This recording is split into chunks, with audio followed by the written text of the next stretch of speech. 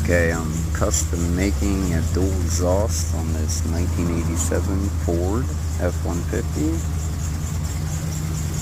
I hate using the pipe bender, and they chopped it up here. I had to do whatever I could to make it work.